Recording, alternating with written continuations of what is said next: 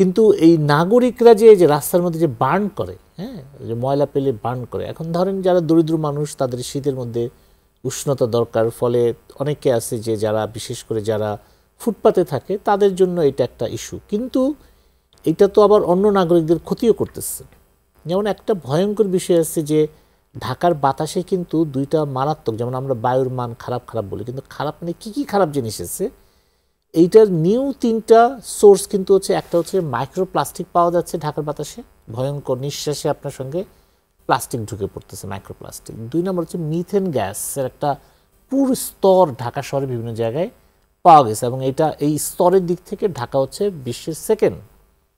এবং এটা সোর্স হচ্ছে কিন্তু এই ময়লা। হ্যাঁ, 3 নম্বর হচ্ছে যে ঢাকা শহরের বাতাসে কিন্তু সিসা ভাসতেছে। সিসা তো মানুষকে মেরে ফেলার জন্য একসময় ব্যবহৃত হতো, এবং এখনও এটা সেই রকম অবস্থায় আছে যে এটা আপনি যদি শরীরে প্রবেশ করে মানুষ মারা যাবে। এবং সিসাটা আসে যে ঢাকার যত, যে আপনি অটোরিকশা চালক ইজি বাইকগুলো দেখেন না, এগুলো আছে কত 20-25 লাখ, এগুলোর মধ্যে একটা 4টা করে ব্যাটারি, এই ব্যাটারি 9 থেকে 12 মাস পরের মধ্যে এটা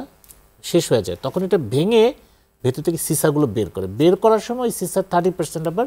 বাতাসে ভেসে চলে যায়, এবং এইটা আপনার আমার নাকের মধ্যে দিয়ে যায়, ফলে বাতাসে কিন্তু এই ভয়ঙ্কর 3টা উপাদান, মিথেন গ্যাস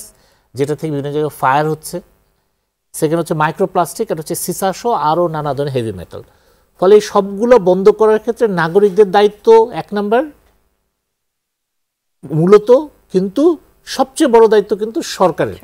ফলে সরকার আসলে এখানে দৃষ্টান্তমূলক শাস্তিমূলক কিছু উদ্যোগ নিতে হবে।